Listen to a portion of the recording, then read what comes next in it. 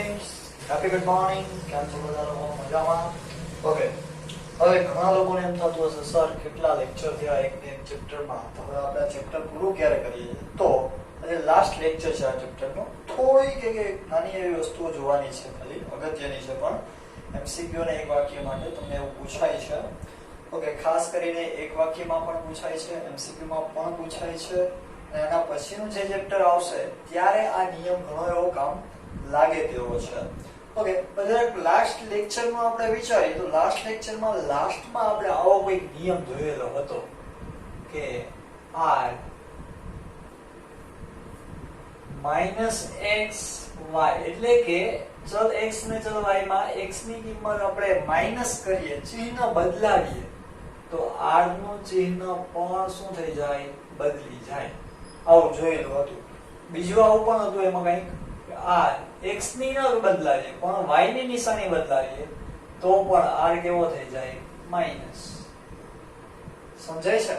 Okay, ત્યારબાદ હજી એક હતું કે r માં આપણે x ની પણ નિશાની બદલાવીએ, y ની પણ બદલાવીએ તો r જેમ હતો એમ જ રહે.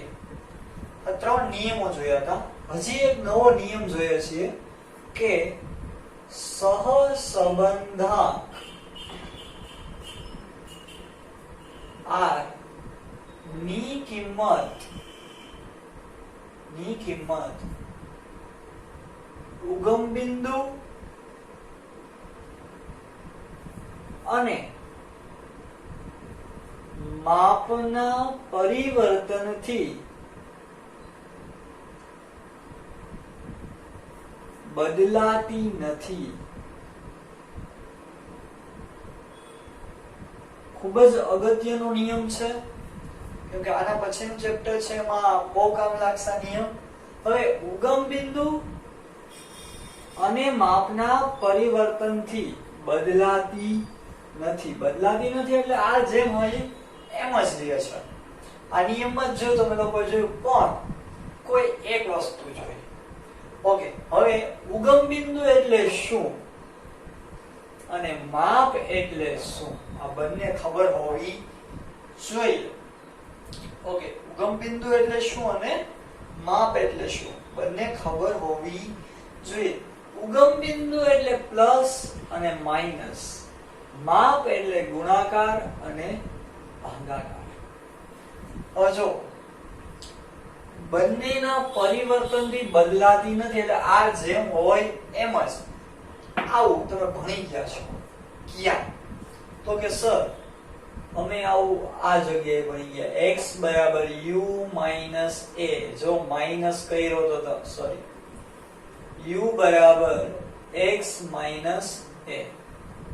જો x ની કિંમતમાંથી તમે કોઈ એક સંખ્યાને શું કરી?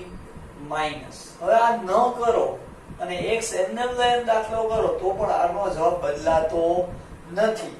અને x ના મૂલ્યમાં ફેરફાર કરો ઉગમ બિંદુથી, એટલે કે માઈનસ કર્યા, તો પણ r નો જવાબ બદલાતો નથી. એટલે કે કેવું છે? પરિવર્તનથી બદલાતી નથી. કેવું છે? સ્વતંત્ર છે. સો પછી માપના પરિવર્તનથી, તો u બરાબર આવું પણ એક સૂત્ર હતું, x માઈનસ a છેદમાં cx. ભાંગા પણ ખરા, અહીંયાથી બાદ પણ કર્યા અને અહીંયાથી ભાંગા પણ ખરા, એટલે કે ગુણાકાર કે ભાગાકાર. સાહેબ ગુણાકાર ક્યારે કર્યો તો આવું પણ કંઈક હતું, u બરાબર 10x માઈનસ a છેદમાં cx. પોઈન્ટ વાળી સંખ્યા હતી ત્યારે આપણે પોઈન્ટને દૂર કરવા 10 કે 100 વડે ગુણતા, અને જો ભાગી શકાય એમ હોય એકી સંખ્યા, બેકી સંખ્યા, 5, 10, 100 વડે તો ભાગતા પણ, છતાં પણ જવાબમાં પરિવર્તન થતું નથી. સમજાય છે? આ નિયમ ખાસ અગત્યનો છે. આપણે અહીંયા બાદબાકી તો કરતા, પ્લસ કોઈ દિવસ કર્યા નથી, જરૂર પડી નથી. તો તમે ચલ x ની કિંમતમાં કંઈ પ્લસ કરો કે માઈનસ કરો, એને ગુણો કે ભાંગો, r ની કિંમત એટલે કે સહસંબંધાંક r ની કિંમત ક્યારેય બદલાશે નહીં. કયા ચેપ્ટરમાં? સહસંબંધ ચેપ્ટરમાં. સહસંબંધ ભણીએ જ ને આપણે લોકો. ઓકે, તો આ ખાસ યાદ રાખવાનું છે તમારે. ઓકે, હવે એને રિલેટેડ વસ્તુઓ જોઈએ. આ નિયમ બંને ભેગા કરી એને રિલેટેડ દાખલાઓ જોઈએ. તો રકમ આવી કંઈક છે. જો rxy બરાબર 0.8 હોય તો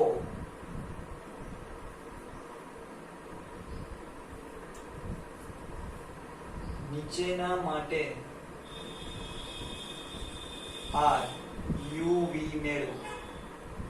ઇટ મીન્સ આનો મતલબ શું કે x ની કિંમતને શેમાં ફેરવો? u માં, અને y ની કિંમતને શેમાં ફેરવો? v માં. ત્યારે તમારો r કેટલો? હવે x અને y લઈને જ દાખલો ગણ્યો તો 0.8 આવ્યો હતો, તો u અને v કરો તો જવાબ 0.8 જ આવે. પણ ક્યારે બદલે અને ક્યારે ન બદલે? જો આ ગુણધર્મ લાગુ પડતો હોય, કોઈ એકમાં ફેરફાર કરીએ તો બદલે, બંનેમાં ફેરફાર કરીએ તો એનો એ જ રહે. અહીંયા પ્લસ માઇનસ એટલે કે x અને y ની કિંમત બદલે તો બદલશે. જોઈએ એટલે વધારે ખ્યાલ આવશે. પહેલું છે u બરાબર x minus 10 અને v બરાબર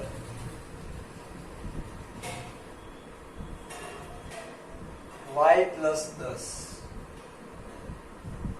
જો x અને y ની નિશાનીમાં કઈ ફેરફાર કર્યો નથી, એમાં તમે માઈનસ કર્યા અને અહીંયા તમે પ્લસ કર્યા, પ્લસ માઈનસ ની કોઈ અસર થતી નથી. તેથી અહીંયા આપણે લખશું કે r u v બરાબર xy 0.8 હતો તો uv પણ કેટલો રહેશે? 0.8 જ. એમાં ફેરફાર થશે નહીં, કેમ કે x અને y ની નિશાની બદલાવી નથી. જો બદલાવેલી નથી, બેમાં સરખો ફેરફાર i પ્લસ છે, i પ્લસ જ છે, તો x અને y બદલાવ્યા નથી. x માં અને y માં પ્લસ માઈનસ કરો તો એનો તો કોઈ ફેરફાર નથી, એનાથી જવાબમાં કઈ ચેન્જીસ થતા નથી, તો uv પણ 0.8 જ. બીજું u બરાબર x minus 5 ના છેદમાં 3 અને v બરાબર આપ્યા છે તમને 2y plus 7. ચલો અહીંયા પણ જો x ની નિશાની નથી બદલાઈ. આ લોકો તો x અને y ની નિશાની બદલે તો જવાબ બદલે એવું કીધું છે આપણને. x ની નિશાની બદલાવી નથી, y ની પણ બદલાવી નથી.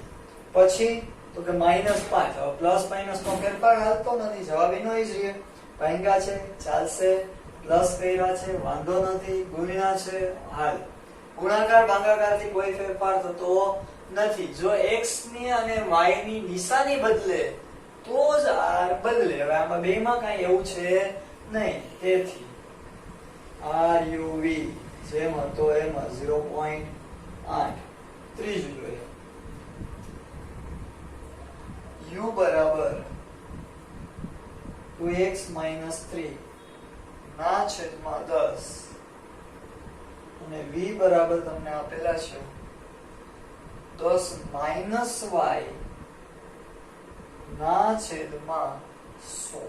ચાલો ભાઈ અહીંયા ફેરફાર જોવા મળે છે. આ બાદબાકી કરી ઈ વાંધો નથી, આ ગુણાકાર કર્યો એ વાંધો નથી, આ ભાગાકાર કર્યા એ વાંધો નથી.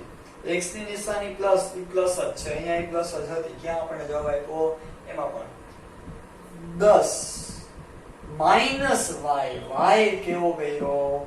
માઈનસ. હવે જો y માઈનસ કરીએ તો જવાબ r પણ કેવો થઈ જાય? માઈનસ. તેથી r uv બરાબર -0.8. બંને નિયમો જોવાના છે. ઓકે, જો અહીંયા શું કામ જવાબ બદલો? તો કે y કેવો કર્યો? માઈનસ કર્યો. ચોથો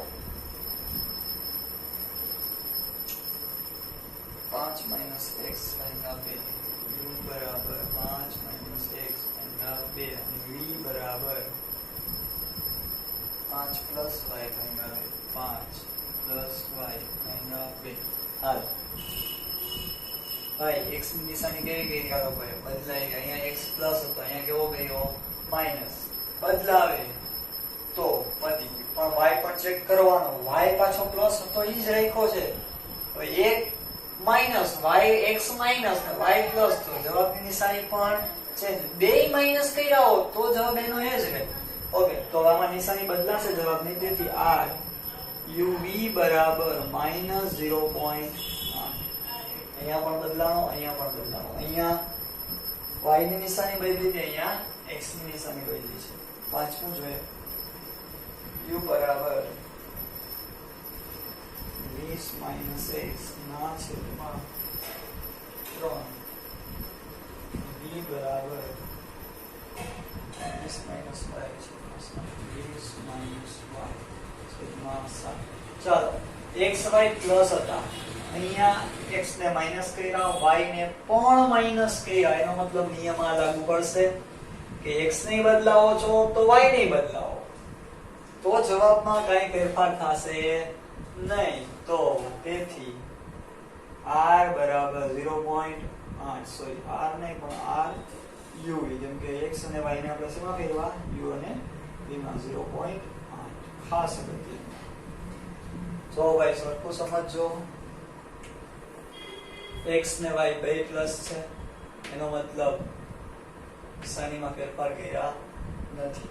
પ્લસ માઈનસ કર્યા તો એટલે કે x ચલ x ની કિંમતમાં y ની કિંમતમાં પ્લસ માઈનસ કર્યા તો u નો ફેરફાર ટાઈમ ઉગમ બિંદુ અને માપના પરિવર્તનથી કેવો છે, સ્વતંત્ર, બદલાતું નથી. અથવા તો જો પરિવર્તનથી બદલાતું નથી, અથવા અહીંયા પણ લખી શકીએ સ્વતંત્ર છે, એટલે કોઈ ફેરફાર થતો નથી. ચલો, અહીંયા પણ x પ્લસ છે, y પણ પ્લસ છે, નિશાની બદલાવી નથી. એમાંથી તમે પ્લસ માઈનસ ગમે એ કરો તો કઈ ફેરફાર તો નથી. અહીંયા x ની નિશાની પ્લસ છે પણ y ની ચેન્જ કરીને માઈનસ કરી, ભાઈ આની છે પહેલો નિયમ. x ની પ્લસ y ની માઈનસ તો નિશાની જવાબની બદલાઈ જાય. x ની માઈનસ y ની પ્લસ કરી તો જવાબ બદલાઈ જાય. બેયની બદલાવો છો તો આ નિયમ, જવાબ બદલાતો નથી. ખાસ મોસ્ટ આઈએમપી પોઈન્ટ છે, શોર્ટ પોઈન્ટ છે, પણ ઈઝી છે. ઓકે, બધા લોકો સરખો જોઈ લેજો, વ્યવસ્થિત રીતે લખી લેજો. ચેપ્ટરનો છેલ્લો પોઈન્ટ, એટલે આમ તો નવો પોઈન્ટ નથી હવે, પણ ઘણા સ્ટુડન્ટ્સને આ સમની અંદર થોડો મૂંઝારો થતો હોય છે. દાદા પિતૃ કાર્ય કરીએ મૂંઝારો થતો હોય, પાણી છાંટીએ કોણ છે એ રીતે રકમ જોઈને મૂંઝારો થતો હોય, તો એનું સોલ્યુશન કરીએ આપણે કે એક સંગીત સ્પર્ધામાં 5 ગાયકો છે. 5 ગાયકો છે, A, B, C, D, E અને સોરી 5 જ છે, E ને તેમની ગીત ગાવાની કુશળતાને આધારે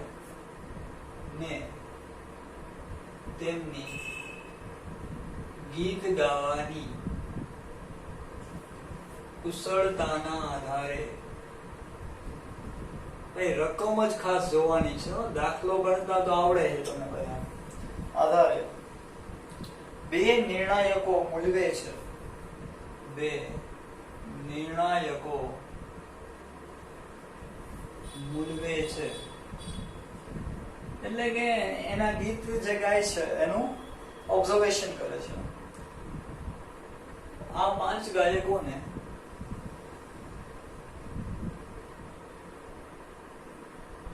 નીચે મુજબ ક્રમ અપાય છે.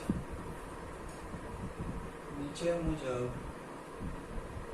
ક્રમ અપાય છે. રકમ કયું સ્વરૂપ છે એ તમને આપું છું. તો ક્રમ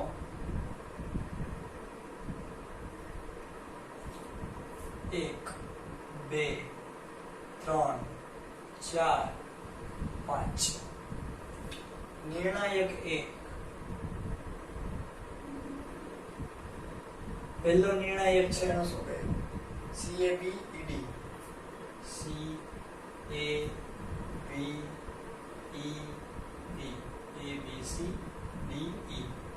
પછી બીજા નિર્ણાયકે શું કહ્યું?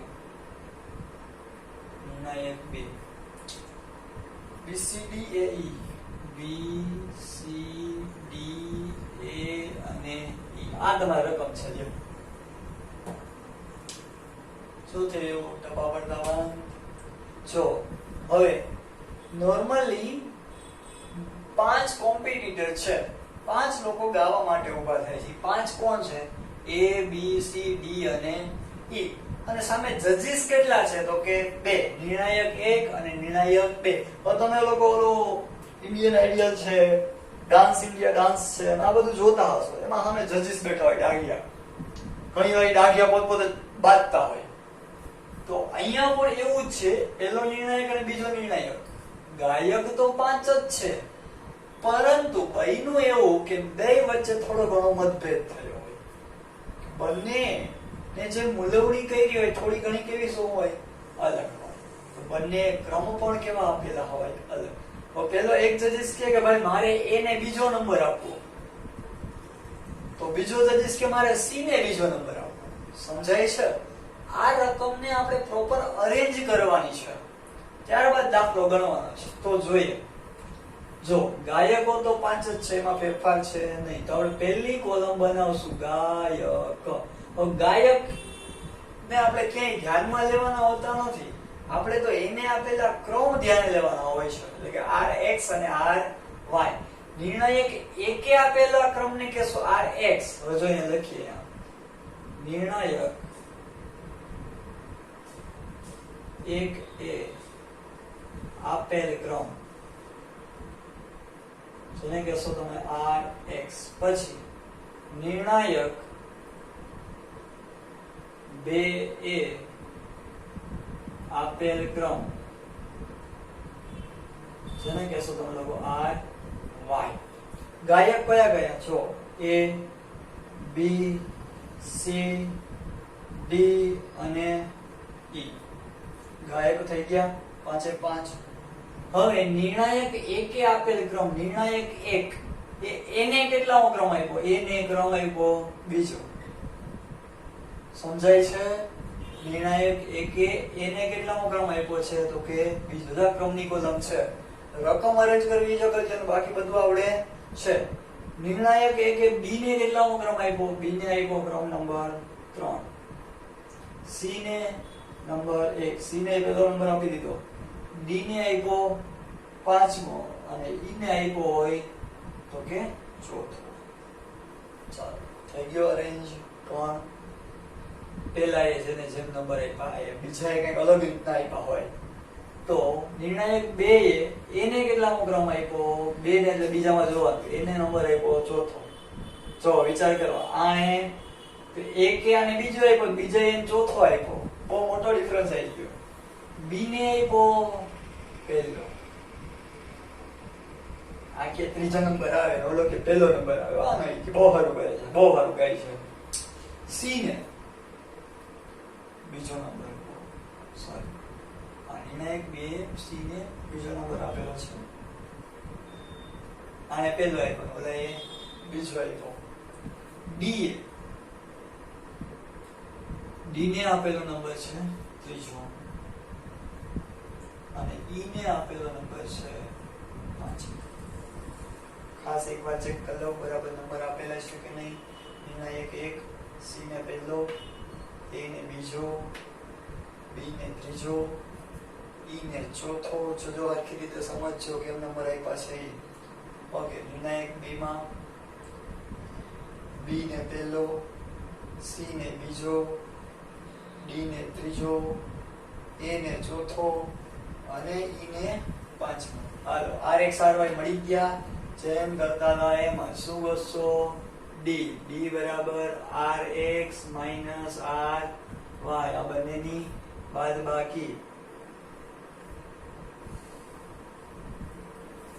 2 માંથી 4 માઈનસ 2, 3 માંથી 1 માઈનસ 2, 1 માંથી 2, સોરી 3 માંથી 1 2, 1 માઈનસ 2 માઈનસ 1, 5 માંથી 3 2 અને 4 માંથી 5 માઈનસ 1. હવે આપણે ડી ના ટોટલ નું કાઈ કામ છે નહીં. આપણે જે કામ છે કઈ કર્યું છે તો કે ડી ના વર્ગનું કરીએ. તો અહીંયા ડી નો સ્ક્વેર બરાબર ડી નો સ્ક્વેર જ છે.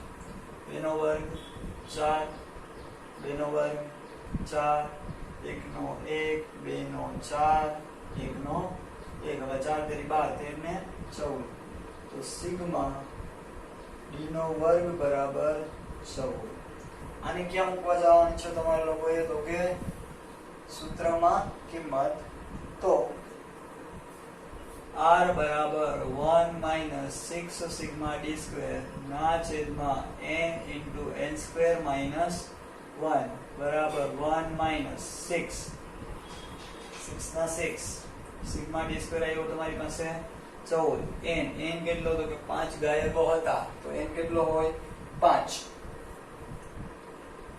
5 નો વર્ગ 25 માઈનસ હવે માઈનસ બરાબર 1 ના 1 માઈનસ ના માઈનસ 14 6 84 છેદમાં 5 ના 5 25 માઈનસ 1 એટલે 24 બરાબર ના બરાબર 1 માઈનસ 84 ના છેદમાં 24 ગુણ્યા 5 કરો તમે લોકો એટલે જવાબ આવે 120 બરાબર ના બરાબર 1 માઈનસ 84 ભાગ્યા 120 એટલે 0.7 તમારી પાસે r આવે જવાબ 0.3 ચાલો દાખલો પૂરો ઓકે આ ચેપ્ટરનો છેલ્લો પોઈન્ટ હતો સરખો દાખલો જોજો સરખો વ્યવસ્થિત સમજજો અને બીજું એક ખાસ અગત્યની વાત આજે થોડોક લેક્ચર શોર્ટ છે એટલે તમને બધાને કહું છું કે ભાઈ સર આપણે ચેપ્ટર સ્ટાર્ટ કર્યું ત્યારે તમે લોકોએ 3 રીતો લખેલી હતી કઈ 3 કે પહેલી રીત હતી વિકર્ણ આકૃતિની બીજી રીત હતી કાર્લ પિયર્સનની ગુણન પ્રઘાતની રીત અને ત્રીજી રીત હતી સ્પીયરમેનની ક્રમાંક સહસંબંધકની રીત તો હવે અગત્યની વાત એ કે વિકર્ણ આકૃતિની જે રીત છે આલેખની છે જેમાં પોઈન્ટ દોરતા શીખવા પડશે તમારા લોકોએ તો તે મેથડ આપણે લોકો ક્લાસરૂમ સ્ટડી કરશું ત્યારે કરાવવામાં આવશે બીજું આપણી સ્કૂલનો એક નિયમ છે કે આપણે દરેક ચેપ્ટરની થિયરી લાઈન ટુ લાઈન બુકમાંથી જોઈએ છીએ જેમ તમે થિયરીના લેક્ચર્સમાં થિયરી સ્ટડી કરતા હો એ જ રીતના તો આ ચેપ્ટરની જે મેઇન દાખલાને રિલેટેડ થિયરી હતી આપણે સાથે સાથે કરતા ગયા વ્યાખ્યા શું છે મેથડ શું છે સૂત્રો શું છે એ બધું આપણે ઓનલાઈન લેક્ચરમાં જોયું બીજું લાઈન ટુ લાઈન થિયરીની જે વાત છે આપણે તો એ જ્યારે ક્લાસરૂમ સ્ટડી આવશે ત્યારે કરશું બરાબર એટલે આટલી બાબતો આપણે ક્લાસરૂમમાં ફેસ ટુ ફેસ ડિસ્કસ કરવાની રહેશે કારણ કે લાઈન ટુ લાઈન કોઈ વર્ડ તમને ન સમજાય તો એ તમે એની ટાઈમ પૂછી શકો ત્યારે ડિફિકલ્ટી સોલ્વ થઈ શકે ઓકે બીજું કે ભાઈ ઘણા બોયઝ સ્ટુડન્ટ છે ગર્લ્સ સ્ટુડન્ટ છે એનું હોમવર્ક રેગ્યુલર નથી આવતું તો બાળકો યાદ રાખજો એક વસ્તુ કે આ જે પ્રેક્ટિસ છે એ ફરી તમને ક્લાસરૂમ સ્ટડીમાં પાછી પ્રેક્ટિસ મળશે નહીં ડિફિકલ્ટીઓ તમે સોલ્વ કરી શકશો પણ પ્રેક્ટિસ નહીં મળે અને એ પ્રેક્ટિસ નહીં મળે ને તો ચેપ્ટર આખું ફેલ થઈ જશે કારણ કે તમારે એક્ઝામ માર્ચમાં આવવાની છે બરાબર કદાચ કોરોનાના કારણે એકાદ મંથ લેટ જાય તો એપ્રિલમાં આવશે અત્યારે આ ચેપ્ટર અત્યારે ભણેલું છે બરાબર મે મહિનામાં છે આવતા એપ્રિલમાં તમારે પેપરમાં છાપવાનું હશે તો ત્યાં સુધીમાં જો આ પ્રેક્ટિસ નહીં કરેલી હોય તો ભૂલાઈ ગયું હશે ખાસ પ્રેક્ટિસ કરો બધા દાખલાઓ કેલ્ક્યુલેટરની પ્રેક્ટિસ કરો